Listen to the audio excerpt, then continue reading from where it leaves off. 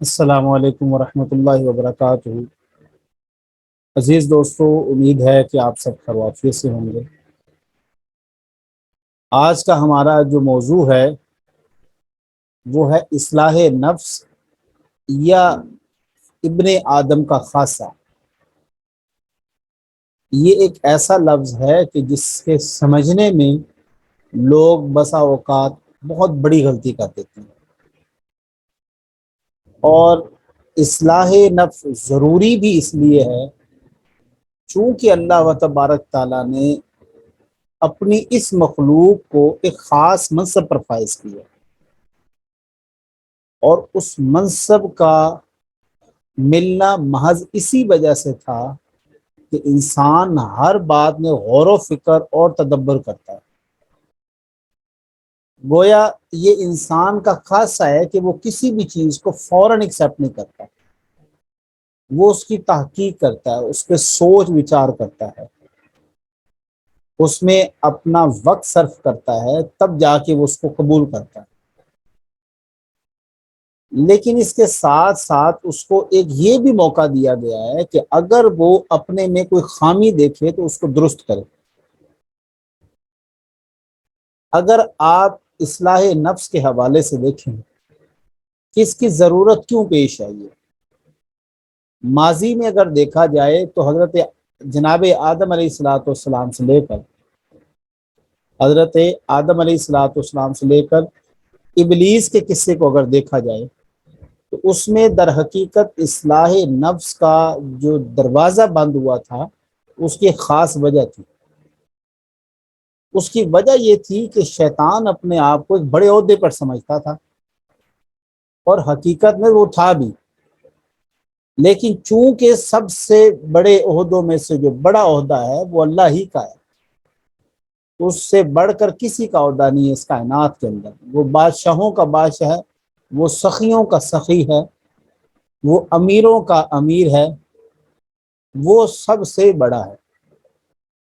تو بڑائی بھی اسی کو ہی سوٹ کرتی ہے۔ لیکن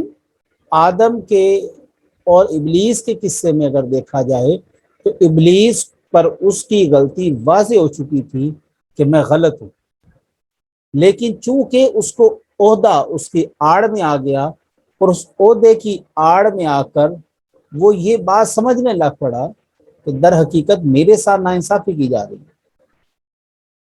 اور میں اب کبھی بھی اس بات کو تسلیم نہیں کروں گا۔ لہٰذا اصلاح نفس کا جو دروازہ تھا وہ اس نے ابتدا میں ہی بند کر دیا۔ اس سے نقصان کیا ہوا؟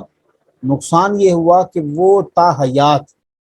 نہ صرف نااہل قرار دے دیا گیا بلکہ وہ لعنتی بھی قرار دے دیا گیا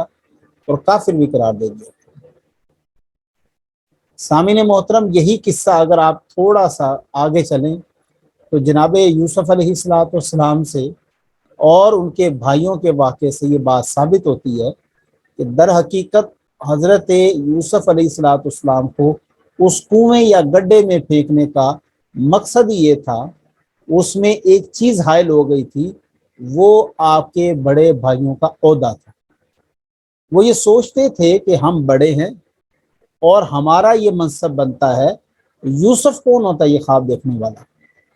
یوسف ہم سے چھوٹا ہے، وہ بھی تو صحیح سے کھا بھی نہیں سکتا، چل پھر نہیں سکتا، اپنے معاملات نہیں کر سکتا، اور ہم طاقتور لوگ ہیں۔ ہم 10 بھائیوں کے ہوتے ہوئے یہ کیسے ممکن ہے کہ یوسف وراثت لے جائے؟ اور وہ بھی نبوت، حکومت، سب کچھ اس میں ہے، شہرت بھی ہے، عقیدت بھی ہے۔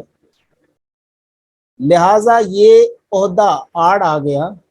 اور اس کو اس سزا پہ، اس حرکت پر کرنے پر نہ صرف مجبور کیا بلکہ تا حیات بہت آخر عمر میں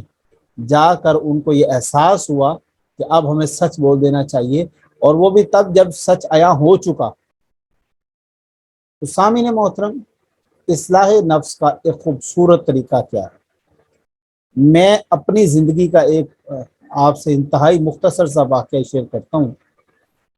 مجھے بہت اچھے سے یاد ہے، میں یونیک اسکول سسٹم میں آج سے تقریباً یہ 3 سال پہلے کی بات ہے یا 4 سال غالباً پہلے کی بات ہے، میرا فرسٹ سیمیسٹر تھا، یعنی کہ پہلی کلاس پڑھا رہا تھا، اکیڈمی نئی نئی بنی تھی۔ وہاں پر میں نے اپنی اصلاح کے لیے کہ مجھ میں کیا خامیاں ہیں اور ان کو کیسے دور کیا جائے، تو ظاہری بات ہے دور تو میں نے خود ہی کرنا ہے، لیکن مجھے کوئی اس پر آگاہ کرنے والا کیسے کوئی ملے، اور چونکہ بحیثیت تدریس میں وہاں پر پڑھا رہا تھا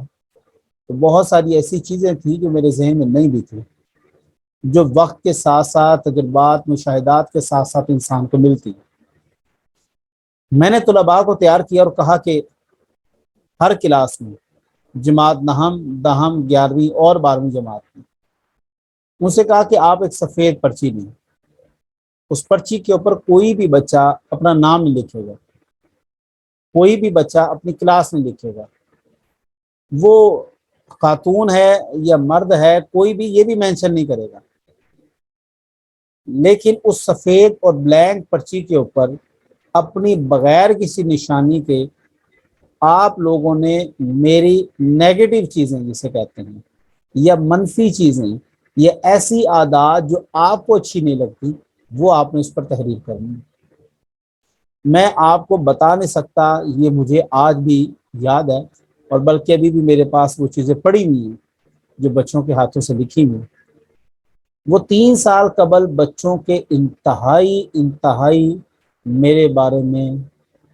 آپ کو وہ الفاظ کس طرح بیان کروں کہ نیگیٹو میں یوز نہیں کرنا چاہ رہا، چونکہ وہ نیگیٹو سے بھی اوپر تھا۔ تان و تشت والے جو بچوں کے میسیجز مجھے ملے اس پرچی کے اوپر انتہائی رف قسم کی زبان استعمال کی گئی، لغبل الفاظ استعمال کیے گئے، اور مجھے یاد ہے کہ وہ پڑھ کے میں ذرا بھی غصہ نہیں ہوا، میں وہ پڑھ کے ذرا بھی کسی بھی طالب علم کے بارے میں نے کسی قسم کا ایکشن نہیں لیا، بلکہ میں نے اس پہ غور و فکر کیا کہ بات حقیقت ہے یہ کمیاں مجھ میں ہیں تو مجھے ان کو دور کرنا ہے۔ اور اسی اکیڈمی میں اسی ادارے میں 3 سے 4 سال بعد میں نے ریویو لیا، اور وہ جو بچے 9ویں جماعت میں تھے وہ 12ویں میں آ چکے تھے، اور اسی طرح تسلسل چل رہا تھا،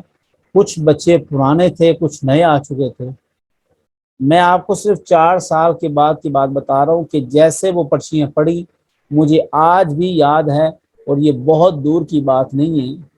میرے پاس وہ پرچیاں موجود ہے۔ یقین کریں کہ وہ 350 یا 300 کے طلباء کی جو تعداد تھی اس میں سے مجھے ایک پرچی بھی نیگیٹو نہیں ملی، ایک پرچی بھی ایسی نہیں ملی جس میں کسی نے مجھے یہ کہا ہو کہ حضرت آپ نے یہ منفی عادت ہے۔ اس ادارے کے حوالے سے میں نے خود کو درست کیا۔ یہ ابن آدم کا خاصہ ہے، لیکن اگر کوئی شخص یہ سمجھے کہ میں اب کلہم ہو گیا ہوں، میں بالکل 100% درست ہو گیا ہوں، مجھے اب کسی کی اصلاح نہیں چاہیے، اور خصوصاً مجھے اپنے سے کم تر کی کوئی خاص رائے نہیں چاہیے، وہ شخص در حقیقت ابن آدم کے خاصوں میں سے کسی کا اس کا خاصہ موجود نہیں، بلکہ اس کا خاصہ ابلیس کا خاصہ شمار کیا جا رہا ہے۔ در حقیقت ابلیس کا معاملہ بھی یہ تھا کہ وہ سمجھتا تھا میں مکمل ہوں، میں بہتر ہوں، اور اس کی مثال قرآن پاک میں اس نے بالکل واضح یہ کہا کہ اللہ تو مجھ سے یہ پوچھ رہا ہے کہ میں نے غرور کیوں کیا، تکبر کیوں کیا، سجدہ کیوں نہیں کیا، تو خود جانتا میں اس سے بہتر ہوں، یہ مٹی سے پیدا کیا گیا ہے، میں آگ سے حرارت سے پیدا کیا گیا ہوں، میں اس سے افضل ہوں۔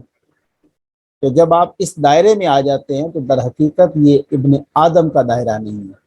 یہ ابن ابلیس کا ہو سکتا ہے، یہ ابلیس کا دائرہ ہے، یہ آدم کا دائرہ نہیں ہے۔ سامعین محترم، آج کا ایک چھوٹا سا پیغام یہ ہے، ہر انسان میں کوئی کمی ہے، ہر انسان میں کوئی خامی ہے، ضرورت اس امر کی ہے کہ وہ اصلاح کا دروازہ بند نہ کرے۔ انسان میں روز کوئی نہ کوئی خامی ہوتی ہے، روز کوئی نہ کوئی خوبی آ جاتی ہے، وہ خوبیوں کو سمیٹتا رہے اور خامیوں کے لیے لوگوں پر چھوڑ دے کہ وہ آپ کی اصلاح کریں اور اس کو اصلاح کو قبول کریں،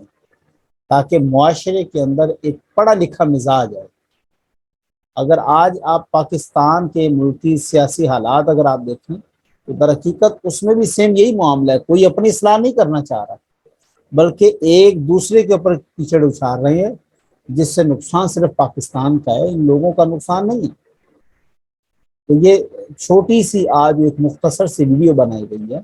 اس کا مقصد یہ ہے کہ ہر شخص جو میری ویڈیو دیکھ رہا ہے وہ آج سے ارادہ کر لے، اگر وہ گھر میں ہے تو اپنے گھر والوں سے رائے لے، اگر اپنے دوستوں کے ساتھ ہے تو دوستوں کے ساتھ رائے لے، اگر وہ اس کا بڑا ایک سوشل گروپ ہے اس گروپ سے رائے لے، اگر کوئی استاد ہے تو اپنے طالب علموں سے رائے لے،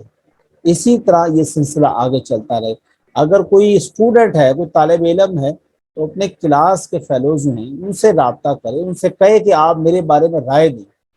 اوپر نام نہ لکھیں، تحریر ایسی لکھیں کہ وہ پتہ نہ لگے، یہ تمام چیزیں کریں تاکہ ہمارے اندر اصلاح کا پہلو اجاگر رہے اور ہم آدم کے بیٹوں کی طرح اس دنیا میں اپنی زندگی بسر کریں اور دوسروں کے لیے آسانی پیدا کریں۔ اپنی دعا میں یاد رکھیے گا۔ جزاک اللہ خیرہ۔ اللہ حافظ۔